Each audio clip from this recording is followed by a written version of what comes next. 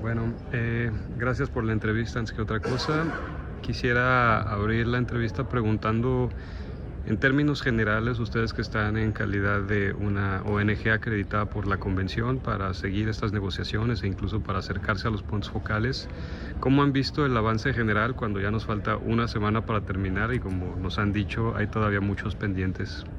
Sí, muchas gracias. Efectivamente, nosotros venimos siguiendo la convención desde su creación y de la última conferencia de las partes en Egipto, pues hemos pasado una pandemia en medio y ha habido muchísimas negociaciones en diferentes grupos de trabajo y ahorita nos encontramos a una semana de que se cierre el tiempo para poder llegar a un acuerdo global por la biodiversidad. Vamos atrasados, hay muchos temas todavía irresolutos y la convención marca que todos los acuerdos tienen que salir por consenso, de tal forma que si tenemos algún país que no esté de acuerdo, pueden quedarse en la conversación bloqueada por un rato. Estamos a un día de que arranque la reunión del segmento de alto nivel, donde vienen los ministros de medio ambiente en su mayoría, algunos de finanzas, otros de agricultura, y todavía hay texto sin trabajar, hay muchos temas alrededor de movilización de recursos, es un tema candente, difícil, el tema del compromiso que se está pidiendo a los países para que tengan 30% conservado en tierra y mar al 2030, hay todo un ejercicio de discusión sobre cómo vamos a implementar este marco global, porque los acuerdos son muy importantes, pero lo que importa es la acción al final en el territorio, y hay otros temas también complicados sobre los conceptos de las soluciones basadas en naturaleza que son fundamentales, que ligan a la Convención de Cambio Climático con la de biodiversidad. Gracias. En términos de lo que México, es una pregunta doble, lo que México ha aportado a la Convención y lo que la Convención aporta a México. Lo primero, en el sentido de que hay aquí representantes mexicanos de cualquier sector, ¿no? De la academia, de organizaciones sociales, de distintas dependencias del gobierno federal, juventud. Entonces eso sin duda creo que mantiene una presencia importante de México, y la pregunta es de qué manera lo enriquece. Y del otro lado la pregunta sería, lo que se discute aquí en la convención y que ya pinta para estar dentro del acuerdo, ¿de qué manera impacta qué áreas que son críticas para México? Yo pensaría en agricultura y el sector pecuario, pero también incluso cosas como las que ha documentado WWF en esta consultoría sobre el Tren Maya y sus impactos, ¿no? O sea, son múltiples aristas. ¿Cuáles destacas? Pues mira, la respuesta te la voy a dar en dos partes, ¿no? Primero, creo que México, al ser un país megadiverso, tiene una corresponsabilidad hacia poder mantener estas especies, estos ecosistemas naturales que ayudan a mantener procesos de producción de alimentos, que ayudan a mantener y regular el clima, producir agua. Entonces, por un lado, tenemos nosotros una responsabilidad como país de poder mantener ese patrimonio natural que no solamente beneficia a los mexicanos, sino al resto del mundo, por un lado. Pero por otro lado, también tenemos que ser corresponsables que México es un país en vías de desarrollo, que no ha sufrido los procesos de desarrollo que otros países que ya han perdido su biodiversidad lo han logrado. Entonces, ¿cómo podemos empatar un modelo de desarrollo económico que pone a la naturaleza en el centro, pero que también cuenta con los recursos para hacerlo?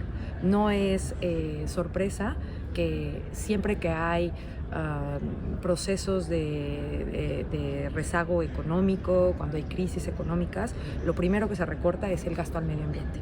Lo que tenemos que hacer en estas convenciones es que sirven de marco para poner responsabilidad sobre los países, para poder invertir lo correcto que se tiene que hacer en la naturaleza. Y por eso las negociaciones son complejas, porque el gobierno adquiere responsabilidades. Entonces, por un lado, que México participe y sea parte de la Convención para la Diversidad Biológica es fundamental, porque eso nos permite impulsar políticas públicas a nivel nacional, nos permite promover programas presupuestales que vayan en beneficio de la naturaleza, nos permite meter regulaciones ante proyectos de infraestructura que tenemos que trabajar, empatarlos con la naturaleza, como puede ser el proyecto del Tren Maya en la península de Yucatán.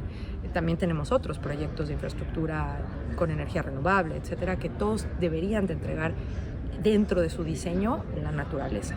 Entonces, creo que el participar en convenciones como estas nos permite, por un lado, enriquecer nuestras posturas, ver que compartimos algunos retos con otros países. América Latina es un país vocal tremendamente progresista en cuanto a la agenda ambiental, también porque tenemos 6 de los 17 países megadiversos. Creo que hemos armado un frente común y México es un país que se considera que empuja la agenda hacia adelante y siempre ha sido un gran apoyador de la agenda de biodiversidad.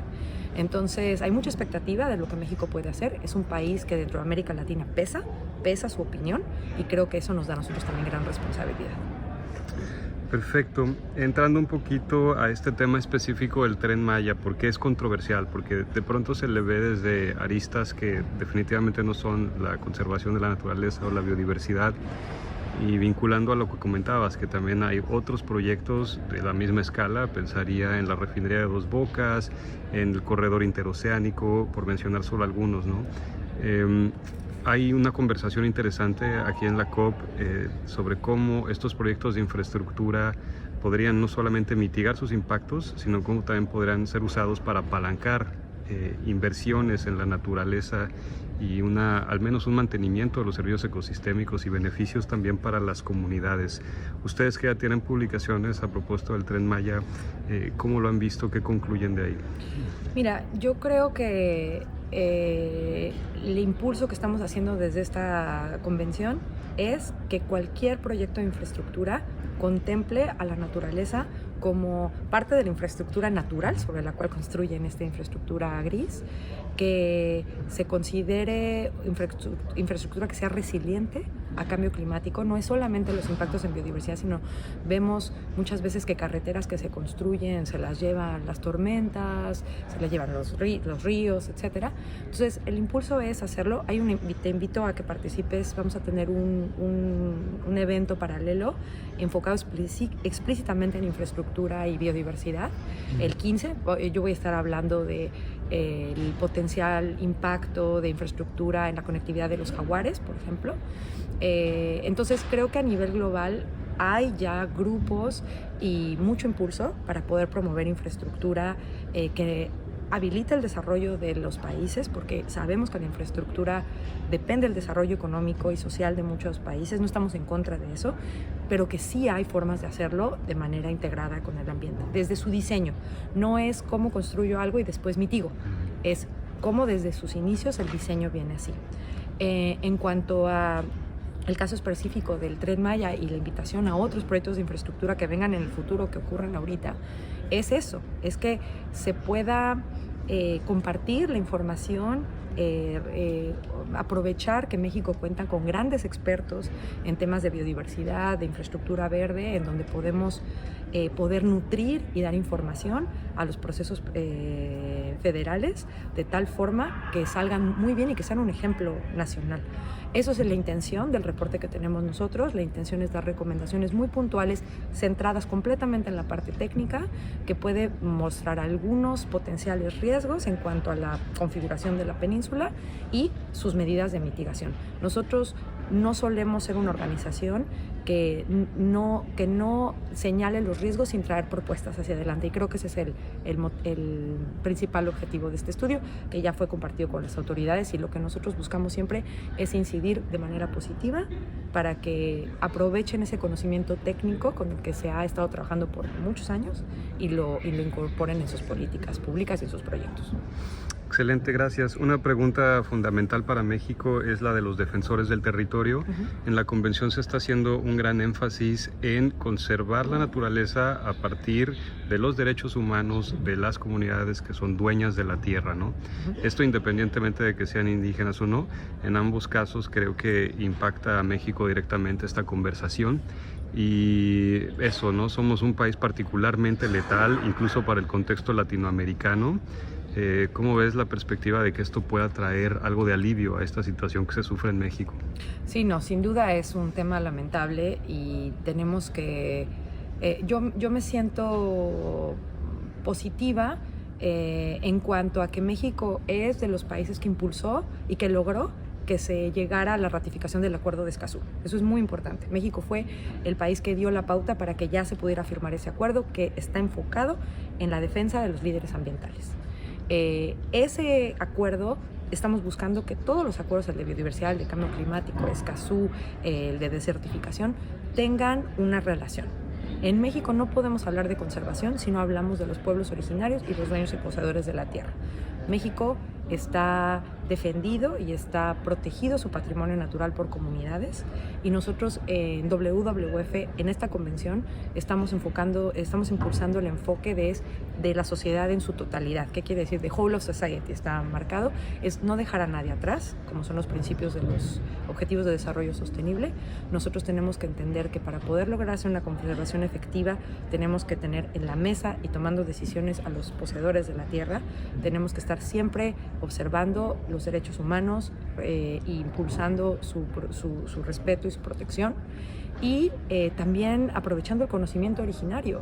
Estamos escuchando en esta convención muchísimas voces diciendo: nosotros ya lo sabemos hacer y lo hacemos muy bien, apóyennos para seguir haciendo eso. Y creo que ese es el enfoque que como WWF estamos impulsando, que le llamamos conservación inclusiva.